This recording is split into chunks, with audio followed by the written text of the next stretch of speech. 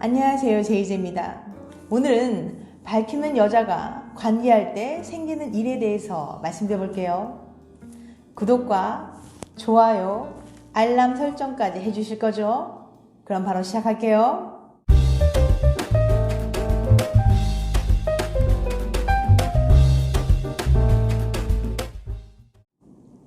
성욕의 차이.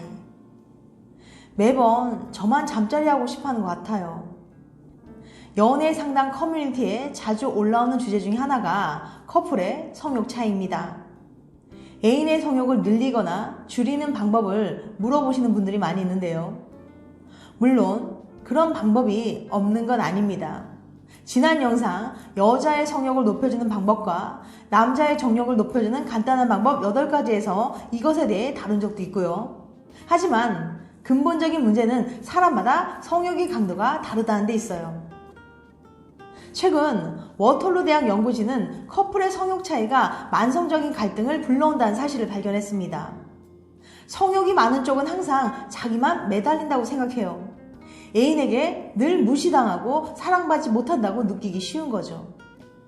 반면에 성욕이 적은 쪽은 애인의 욕구를 채워주기 위해서 내키지 않는 잠자리를 해야 하기 때문에 심한 스트레스를 받습니다. 더 나쁜 건 혹여 잠자리로 이어질까 두려워 일상 속 애정어린 스킨십마저 꺼리게 된다는 거예요. 이런 상태가 계속되면 둘 사이는 점점 멀어지고 결국 돌이킬 수 없는 지경에 이르게 됩니다.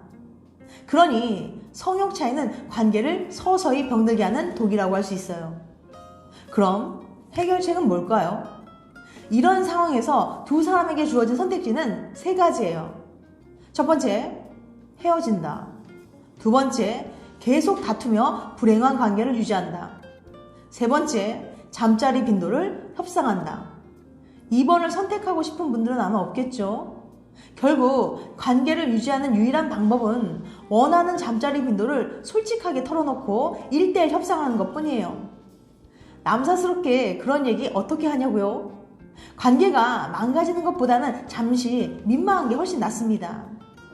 부끄러워하지 말고 기회를 봐서 얘기를 꺼내보세요. 사실은 상대방도 당신의 마음을 이미 알고 있을 거예요. 단 한 가지 주의하실 점이 있어요. 36년간 성상담을 해온 전문가 마이클 캐슬먼은 잠자리 빈도 협상을 할 때 절대로 비난하거나 경멸하는 반응을 보이지 말라고 합니다. 상대의 성욕이 자신과 다를 때 사람들은 자기가 정상이고 상대방이 비정상적이라고 생각하기 쉽습니다. 성욕이 적은 사람에게 바람난 거 아니야? 날 사랑하지 않는 거 아니야? 남들은 매일 한다는데? 이런 식으로 얘기하시면 안 됩니다. 또 마찬가지로 성욕이 많은 상대에게 그렇게 많이 하자니 짐승이야? 내가 네 욕구 풀어주는 도구냐? 이러려고 만나니? 라는 식으로 얘기하셔도 안 돼요. 성욕의 강도는 원래 사람마다 다릅니다. 둘 다 정상이라는 걸 인지하고 대화를 나눠야 제대로 된 합의에 도달할 수 있어요. 횟수는 몇 번이 좋을까? 그러면 뭘 기준으로 잠자리 빈도를 정하면 될까요? 정해진 원칙 같은 건 없지만 만 45세 이하 커플의 평균 빈도는 주 1회라고 합니다.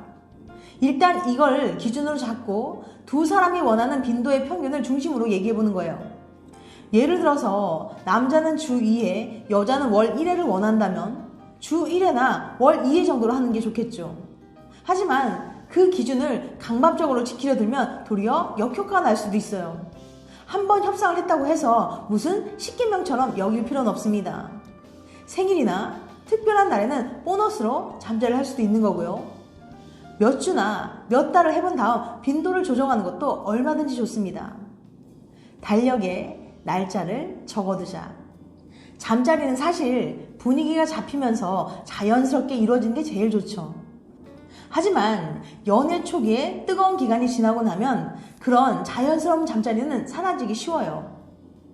특히 성욕 차이가 뚜렷한 커플의 경우에는 알아서 분위기 잡히길 기대했다가는 섹스리스로 갈 가능성만 커질 뿐이죠. 그래서 성치료 전문가들은 대부분 관계를 가질 날짜를 미리 잡으라고 합니다. 이렇게 하면 성욕이 많은 사람은 언제 잠자리 할지 알고 있으니까 끊임없이 말다툼을 벌이거나 애인을 괴롭히지 않아도 되죠. 또 성욕이 적은 사람은 원치 않는 잠자를 하게 될지도 모른다는 두려움에서 벗어나 부담 없이 친밀한 스킨십을 받아들일 수 있어요. 이런 애정 어린 손길이 관계에 미치는 긍정적인 영향은 말로 다 할 수 없을 만큼 크답니다. 하지만 날짜가 됐기 때문에 잠자를 한다는 게 어색하게 느껴질 수 있어요. 하지만 그렇게 약속을 지키면서 얼마간 시간을 보내다 보면 어느새 긴장이 풀려서 잠자리를 더 편안하게 생각하고 즐길 수 있게 될 거예요. 이 단계까지 왔다면 수렁에 빠졌던 관계를 건져내는데 성공한 셈이죠. 정리하면 커플의 성욕 차이를 해결하기 위한 방법은 이렇습니다. 첫 번째, 원하는 잠자리 빈도 털어놓기. 두 번째, 협상을 통해 적절한 빈도 정하기. 세 번째, 달력에 날짜 미리 적어두기. 성욕 차이 때문에 고민하는 분들에게 조금이라도 도움이 되셨길 바랍니다. 연애 기간이 길어지면 여자의 스킨십 욕구가 줄어든다. 너 요즘 왜 그래? 눈만 마주치면 서로에게 달려들었던 연애 초반과는 달리 2년, 3년 연애 기간이 길어지면 스킨십이 귀찮아질 때가 있어요. 오늘은 안 하고 싶은데 애인의 간절한 눈빛이 미안해서 억지로 스킨십을 하는 경우도 있죠. 친구들에게 고민을 털어놔도 오래 만나면 다 그래 라는 대답뿐이에요. 정말 원래 다 그런 걸까요? 함부르크 대학 병원 연구팀은 연애를 오래 하면 남녀의 성욕이 어떻게 변할지 궁금했습니다. 그래서 연애 중인 1865명에게 스킨십을 얼마나 하는지, 자주 성욕을 느끼는지 등을 물어봤어요. 그리고 시간이 지나면서 커플의 성욕이 어떻게 변화하는지 비교해봤는데요. 참 재미있는 결과가 나왔습니다. 연애 기간이 길어질수록 남성과 여성의 성욕은 다른 모습을 보였거든요. 남자는 얼마나 오래 만나든 애인에게 항상 비슷한 수준의 성욕을 느꼈어요. 그런데 여자는 연애 기간이 길어지면서 성욕이 크게 줄어들었습니다. 아니, 여자가 3년 넘게 연애하면 처음보다 2.5배나 성욕이 줄어든다니 이게 어떻게 된 일이죠? 여성, 더 친해지기 위해 이것 한다. 함부르크 대학 연구팀에 따르면 여자의 성욕은 너를 잘 알고 싶어 라는 신호라고 해요. 더 알고 싶고 더 친해지고 싶은 마음이 그 사람이랑 스킨십 하고 싶다는 욕구로 나타난다는 거예요. 여자의 스킨십은 두 사람을 가깝게 하는 하나의 수단인 거죠. 그래서 조금이라도 더 친해지고 싶은 연애 초반에는 여자도 높은 성욕을 보입니다.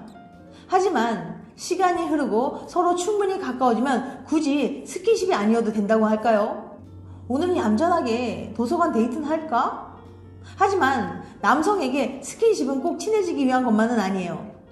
남성의 성욕이 여성과 본질적으로 다른 이유는 이전 영상에서도 다룬 적이 있죠. 남자들에게 스킨십은 연애 기간과 상관없이 늘 짜릿하고 늘 새롭게 느껴질 수 있어요. 난 아니라고요? 이번 영상 말도 안 된다고요? 통계는 통계일 뿐이라고요? 난 여자지만 아직도 성욕이 뿜뿜 하신다고요? 당연히 성욕에는 개인차가 있습니다. 스트레스를 얼마나 받느냐, 애인과 잘 지내느냐, 스킨십이 만족스러운가 등등 상황에 따라서도 성욕 차이가 생길 수 있어요. 지금까지 밝히는 여자가 관계할 때 생기는 일에 대해서 말씀드렸어요. 다음엔 더 재밌고 유익한 영상을 찾아뵐게요. 끝까지 시청해주셔서 감사합니다. 다음에 또 봬요. 안녕.